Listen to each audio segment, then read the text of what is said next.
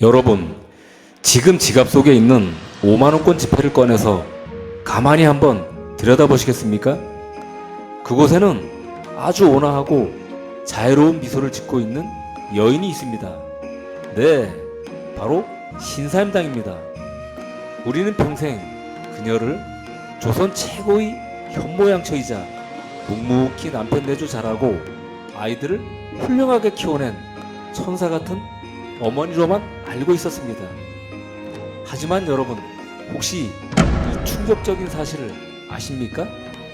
그 자애롭던 신사임당이 어느 날 갑자기 눈에 넣어도 아프지 않을 핏덩이 자식들을 전부 내버려 둔 채 깊은 산속으로 가출을 감행했다는 기막힌 사실 말입니다. 실제로 조선왕조실록과 당대의 기록들을 교차해서 살펴보면 우리가 위인전에서 보았던 그 부드럽고 순종적인 여인은 온데간데 없습니다. 그녀는 조선의 가장 완벽한 현모양처로 박제되었으나 실상은 무능한 남편과 시대의 억압 속에서 피눈물을 삼키며 가문을 일으켜 세운 조선 최고의 독종 전략가였습니다. 그 자리에는 뼛속까지 시린 도끼를 품은 한 어머니의 처절한 절규만이 남아있죠. 무능함의 극치를 달리며 가세를 기울게 한 남편 이원수, 그리고 당당하게 안방을 차지하려 했던 주막직 여인 권씨까지, 신사임당은 그 끔찍한 굴욕과 배신감 속에서 피눈물을 삼켜야만 했습니다. 내 자식들의 앞길을 막는다면 지옥 끝까지라도 쫓아가 부숴버리겠다. 오늘 이 시간 우리는 포장된 껍데기를 벗겨내고 진짜 역사의 민낯을 들여다보려 합니다. 썩어빠진 시대의 억압과 무능한 남편이 만행 속에서도 결코 무너지지 않고 오히려 자식들을 무려 9번이나 장원 급제시킨 조선 최고의 독종 전략가, 조선판 스카이캐슬보다 더 지독하고 치열했던 율곡 이이 가문의 진짜 비밀, 과연 신사임당은 어떤 잔혹하리 많지 철저한 방법으로 아이들을 정승으로 길러냈을까요? 자, 한시도 눈을 뗄 수 없는 그 놀라운 반전의 역사 속으로 지금 바로 들어가 보겠습니다. 신사임당 하면 무엇이 가장 먼저 떠오르십니까? 탐스러운 포도 그림? 아니면 우아하고 훌륭한 시? 맞습니다. 그녀는 어릴 적부터 그야말로 하늘이 내린 천재였습니다.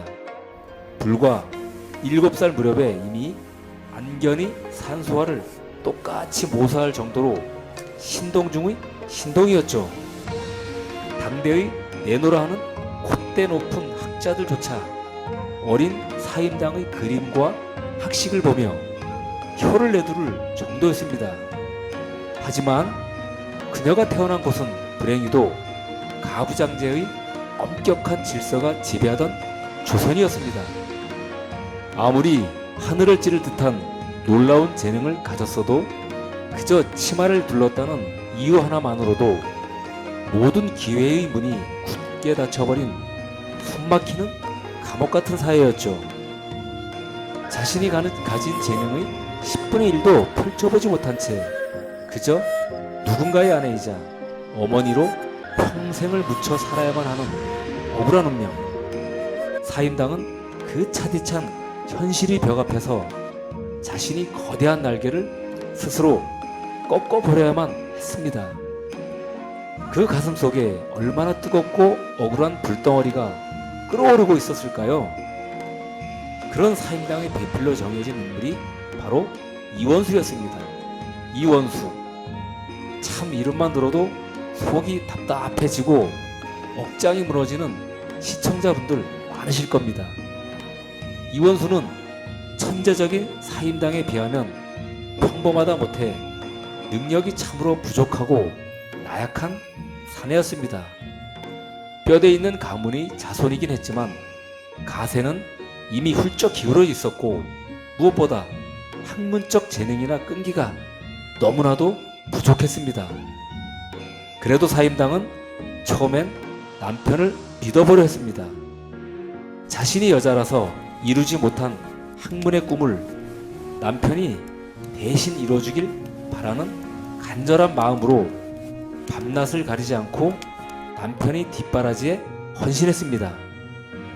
이원수가 과거 시험을 준비하러 깊은 산사로 들어갔을 때의 일입니다. 아내가 정성껏 싸준 보찜을 들고 결연히 산에 올라간 지 불과 몇 달 만에 이원수가 무섭다며 불쑥 집으로 도망쳐 돌아와 버린 겁니다. 아내의 뛰어난 학식과 빛나는 재능 앞에서 이원수는 항상 짓눌려 있었습니다.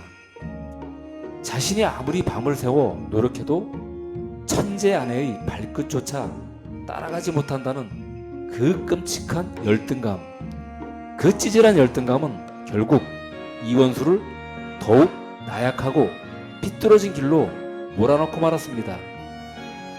실제로 조선왕조실록에는 이렇게 기록되어 있습니다.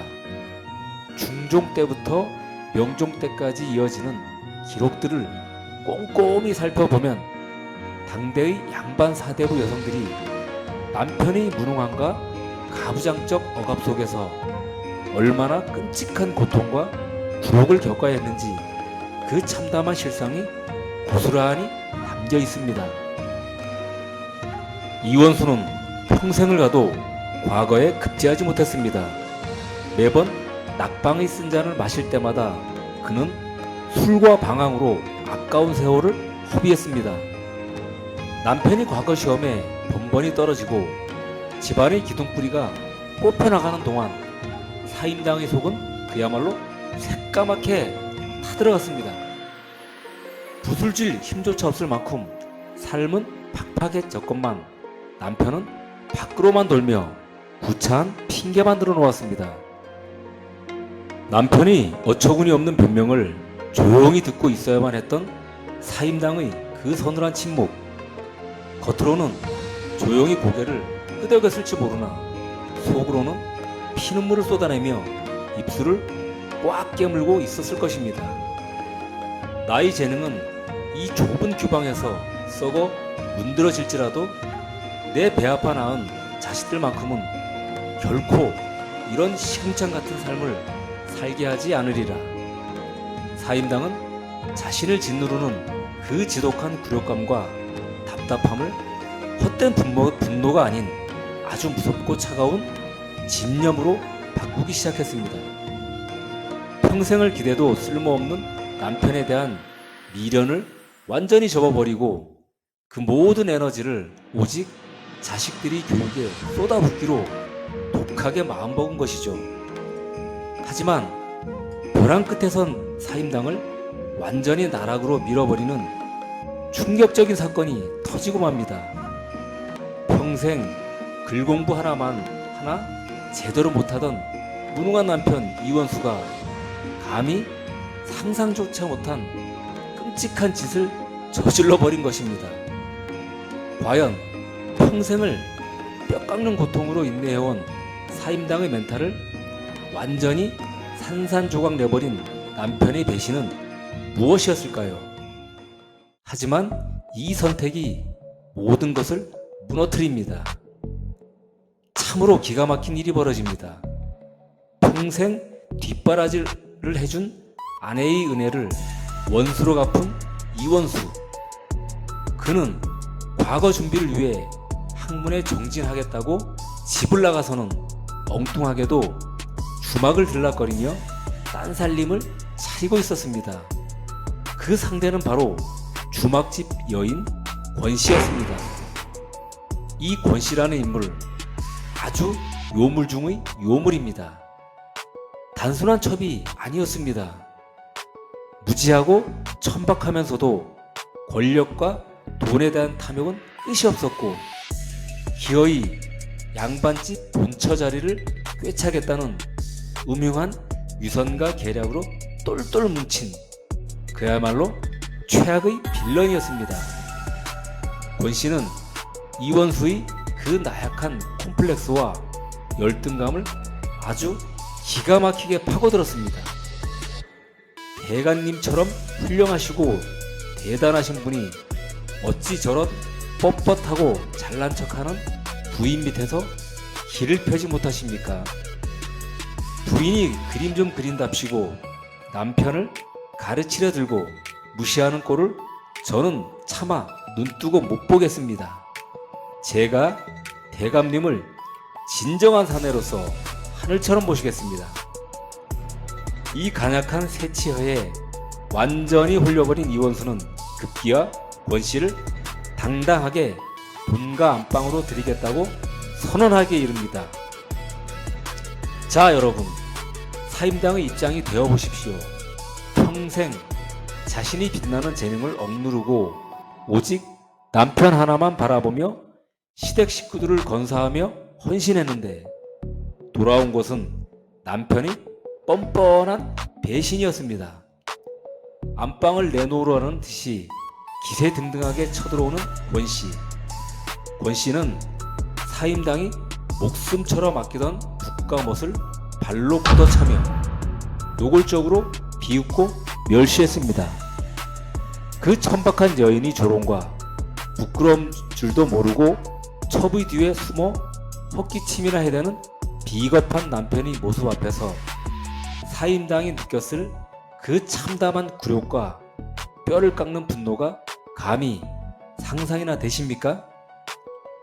실제로 조선왕조실록에는 이렇게 기록되어 있습니다.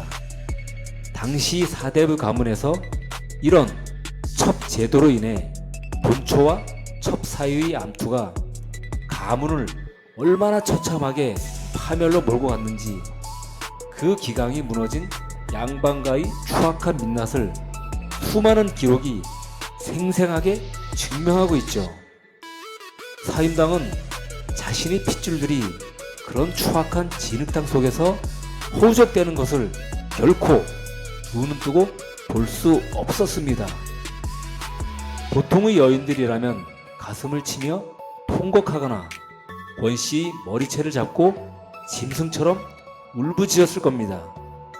하지만 사임당은 달랐습니다. 그녀는 엉엉 우는 대신 아주 무섭고도 차가운 침묵을 선택했습니다. 남편이 권씨와 히덕거리며 얼마 남지도 않은 가산을 탕진할 때도 그녀는 겉으로 한마디 원망조차 내뱉지 않았습니다. 하지만 그 고요한 침묵 속에서 사임당의 가슴속 불덩어리는 서서히 서늘하고 치명적인 도끼로 번져가고 있었습니다. 그녀는 아이들을 방 안으로 불러 모았습니다. 그리고 밖에서 들려오는 남편과 권씨의 경박한 웃음소리를 들으며 피눈물이 맺힐 정도로 입술을 꽉 깨물었습니다. 내 아이들이 자라서 저런 무능한 아버지, 저런 천박한 여인에게 고개 숙이며 살게 놔둘 것 같으냐? 단 한 놈도 그렇게 두지 않겠다. 내 뼈를 갈아서라도 너희들을 조선 최고의 자리에 올려놓고야 말겠다. 이 끔찍한 굴욕을 겪고 난 직후 사임당은 폭풍 전야의 고요함 속에서 짐을 챙겼습니다. 그리고 앞서 말씀드렸던 바로 그 사건, 후련히 핏덩이 자식들을 두고 깊은 산속으로 홀로 떠나버린 것입니다. 이것이 남편의 외도에 지쳐 도망친 나약한 가출이었을까요? 절대 아닙니다. 그것은 미련하고 무능한 남편에 대한 마지막 기대조차 영원히 끊어내고 오직 자식들을 위해 스스로의 심장을 얼음장처럼 차갑게 얼려버리기 위한 처절한 결단의 시간이었습니다. 며칠 뒤 산에서 내려온 사임당의 눈빛은 완전히 달라져 있었습니다. 과거의 온화했던 어머니, 순종적이었던 아내의 모습은 흔적도 없이 사라졌습니다. 남편을 향한 일말의 정이나 헛된 희망은 모조리 불태워버리고 오직 뼈 시린 복수와 자식 자식들이 성공만을 향한 거대한 도끼로 무장한 무시무시한 전략가가 되어 돌아온 것입니다. 이원수, 당신이 가문을 시궁창에 처박는다면 나는 내 자식들을 하늘 끝까지 끌어올려 이 조선을 내 아이들 발 아래 두게 만들 것이다. 사임당은 권씨의 온갖 폐악질과 이원수의 해방에도 더 이상 상처받지 않았습니다. 오히려 그 지독한 굴욕과 분노를 아이들을 훈육하는 뜨거운 땔감으로 삼았습니다. 권씨가 사임당을 모함하여 생활비를 끊고 핍박할 때마다 사임당은 아이들에게 학문을 더욱 무섭게 암기시켰습니다. 어설픈 모성애가 아닌 잔혹하리 많지 차갑고 철저한 통제로 아이들이 정신을 무장시키기 시작한 겁니다. 아이들이 조금이라도 남편이 나태함을 닮으려 눈을 피하거나 게으름을 피우면 호랑이보다 더 서늘한 눈빛으로 불효령을 내리며 회초리를 높이 들었습니다. 과연 사임당의 이 서늘한 도끼와 처절한 분노는 그 어떤 상상 초월의 교육법으로 나타났을까요? 남편이 핍박과 권씨의 비웃음이라는 그 절망의 구렁텅이 속에서 그녀는 대체 어떻게 9번이나 장원급제를 휩쓰는 괴물 같은 천재들을 길러냈을까요? 하지만 이 선택이 모든 것을 무너뜨립니다. 정말 소름 돋지 않습니까? 짐승만도 못한 남편이 배신과 처부의 행포라는 그 지옥 같은 절망 속에서 사임당은 결코 무너지지 않았습니다. 오히려 굴욕과 침묵을 딛고 일어나 조선 역사상 가장 잔혹하고 치열한 조선판 스카이캐슬을 세우기 시작합니다. 그녀의 무기는 눈물이 아니었습니다. 그것은 뼛속까지 얼어붙게 만드는 차가운 침묵과 압도적인 실력이었습니다. 사임당은 가장 먼저 철저한 차단을 시작했습니다. 이원수가 어설픈 훈장들을 데려오면 단칼에 내쫓았습니다. 무능한 남편이 아이들이 교육에 단 한 발짝도 개입하지 못하도록 완벽하게 선을 그어버린 것입니다. 대신 그 자리에 스스로 조선 최고의 학자이자 스승이 되어 우뚝 섰습니다. 천재적인 재능을 가졌으나 여자라는 이유로 평생을 억눌려야만 했던 사임당. 그녀는 자신이 펼치지 못한 그 거대한 학문의 세계를 오직 자식들이 머릿속에 직접 쏟아붓기 시작했습니다. 첩 권씨가 질투에 눈이 멀어 아이들이 그릭링 소리를 방해하고 밥상에 흙을 뿌리며 온갖 폐악질을 뿌릴 때도 사임당은 소리치지 않았습니다. 그녀는 완벽한 침묵으로 일관했습니다. 그 천박한 짓거리에 똑같이 화를 내는 것조차 굴욕이라 여긴 것이죠. 대신 그녀는 흙 묻은 책을 탁탁 털어 아이의 손에 쥐어주며 얼음장처럼 서늘한 목소리로 속삭였습니다. 저 천박한 짐승들이 짓거리에 흔들리지 마라. 똑똑히 지켜보고 뼛속 깊이 새겨라.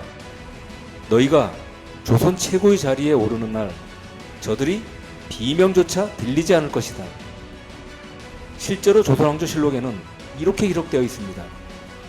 당대 최고의 석학자들조차 율곡이의 그 신들린 학문의 깊이를 찬양하며 그 연호를 묻자 어머니 신사임당의 비범하고 엄격한 교육에서 비롯되었다고 입을 모아 증언하는 대목이 등장합니다.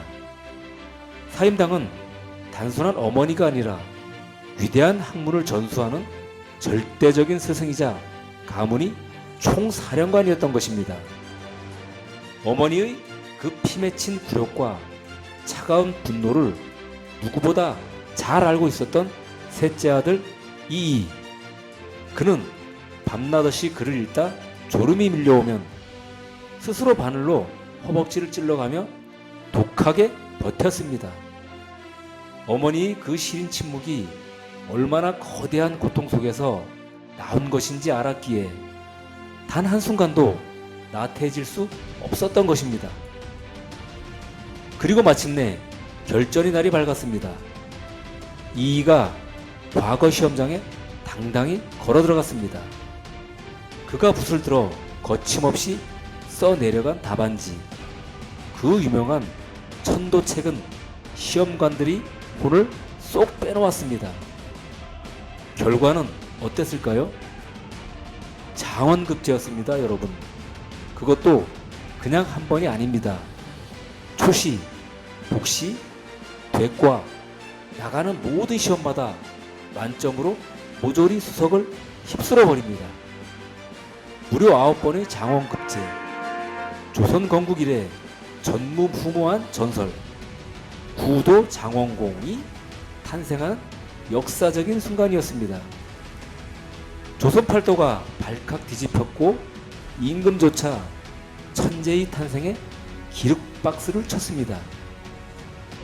합격 방이 나붙고 머리에 어사화를 꽂은 이이가 금의 환영하며 마을을 들어서던 날, 온 고을 백성들이 구름대처럼 몰려들어 환호했습니다.